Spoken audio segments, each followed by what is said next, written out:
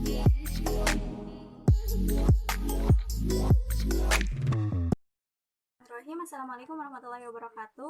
Perkenalkan, nama saya Tuti Wulandari. Saya perwakilan dari kelompok 9 ingin menjelaskan tentang apa itu pengertian dari peserta didik dan karakteristik seorang peserta didik. Di sini sebutan untuk peserta didik itu sangat bermacam atau bervariasi. Jika di dalam lingkungan sekolah atau madrasah, peserta didik itu disebut dengan murid. Jika dalam lingkungan rumah tangga, peserta didik itu adalah seorang anak. Jika dalam lingkungan perguruan tinggi, peserta didik itu adalah mahasiswa. Jika dalam lingkungan majelis taklim, peserta didik itu adalah jamaah. Dan jika dalam lingkungan pesantren, peserta didik itu adalah santri. Adapun dalam bahasa Arab, peserta didik itu mempunyai terminologi yang sangat bervariasi. Di antaranya itu disebut dengan toli, muta'alim, dan murid. Di sini toli berarti orang yang mencari ilmu, muta'alim yaitu orang yang belajar, murid yaitu seseorang yang mempunyai kehendak atau seseorang yang berkehendak untuk mencari tahu sesuatu. Adapun arti peserta didik menurut beberapa pendapat, diantaranya yang pertama, menurut Sudarwan Danim, peserta didik itu merupakan sumber utama dan terpenting dalam proses pendidikan formal. Peserta didik bisa belajar tanpa guru, tetapi sebaliknya guru tidak bisa mengajar tanpa adanya peserta didik.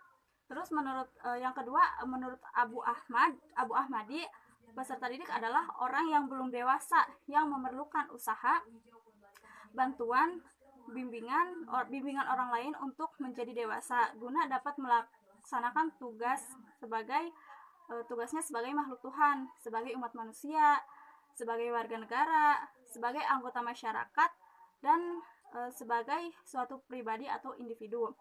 Dan yang ketiga, ada peserta didik menurut Samsul Nizar, yaitu peserta didik itu merupakan orang yang dikembangkan. Jadi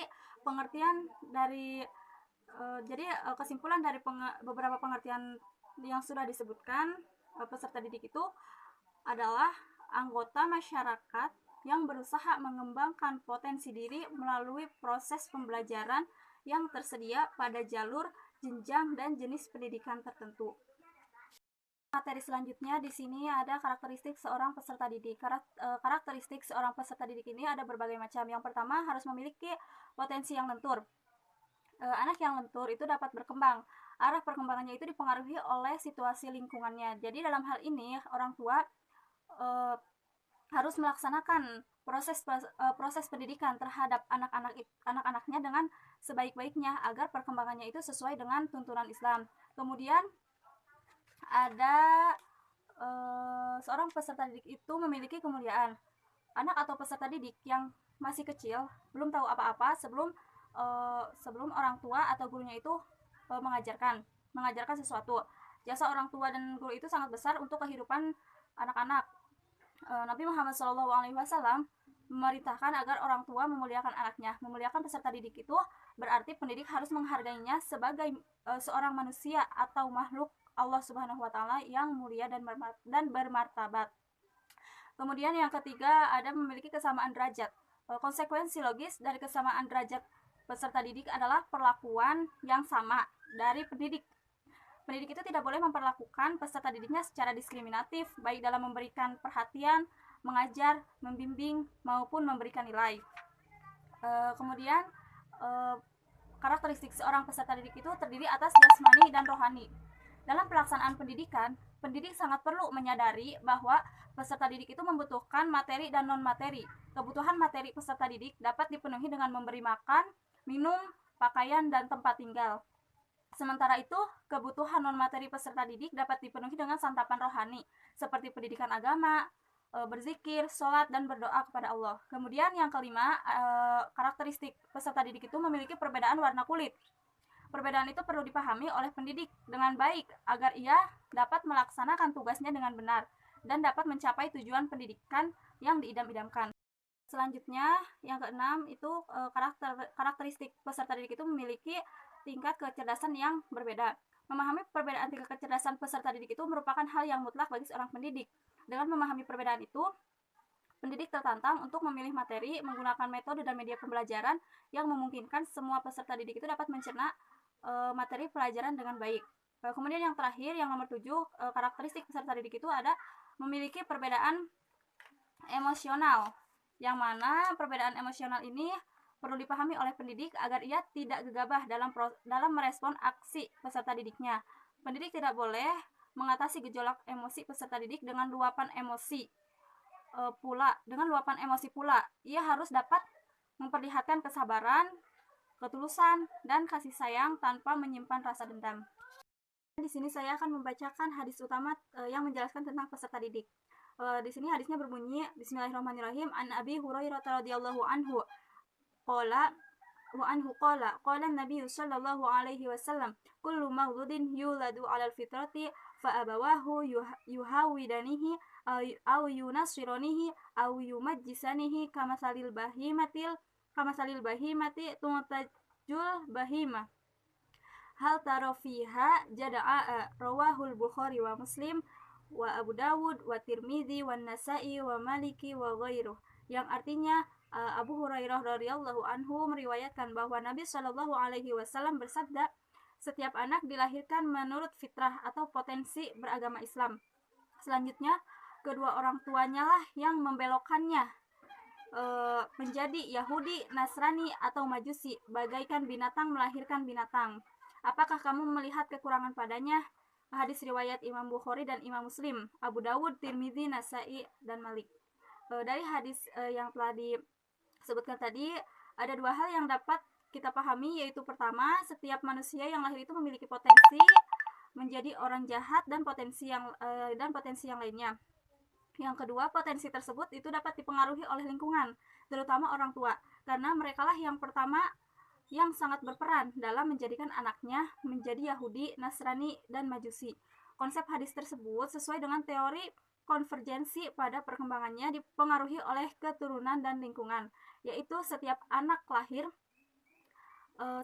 yang lahir itu akan dipengaruhi oleh faktor keturunannya. Contoh, anak yang terlahir dari keluarga yang baik-baik, tentunya dia akan menjadi anak yang baik serta dipengaruhi oleh lingkungannya. Hanya saja dalam itu sebagai orang tua wajib baginya untuk memilihkan lingkungan yang baik agar anak dapat berkembang ke arah yang baik juga. Mungkin sekian pemaparan dari saya. Mohon maaf atas kekurangannya. Wassalamualaikum warahmatullahi wabarakatuh. Bismillahirrahmanirrahim. Saya Siti Hana Muslihat. Di sini saya sebagai pemateri kedua yang akan menjelaskan mengenai keutamaan peserta didik dan syarat-syarat peserta didik. Langsung saja ke yang pertama, itu mengenai keutamaan peserta didik. Di antara keutamaan tersebut ada beberapa ya. Yang pertama itu terhindar dari kutukan Allah Subhanahu wa taala yang telah dijelaskan oleh hadis yang akan saya bacakan. Bismillahirrahmanirrahim. An Abi Hurairah yaqulu Rasulullah sallallahu alaihi wasallam yaqulu ala innad dunya mal'unatun mal'unun ma fiha illa dzikrullah wa ma walahu wa alimun aw muta'allimun.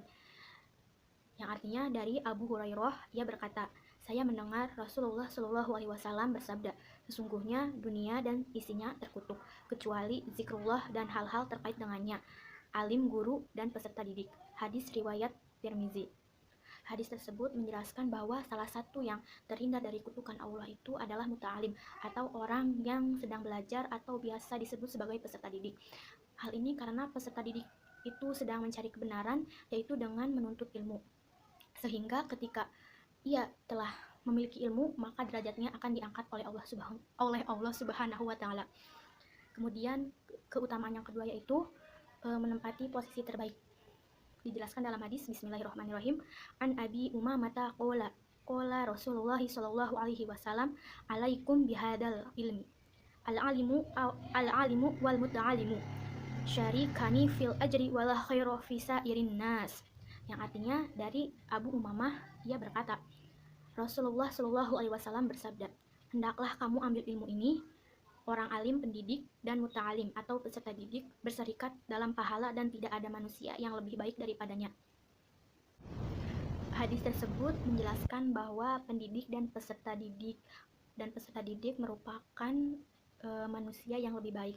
Hal ini perlu diperhatikan oleh pendidik ketika mengajar agar tidak terjadinya otoriter, serta guru merasa lebih baik di depan peserta didiknya, karena keduanya sama-sama memiliki keutamaan menempati posisi yang terbaik.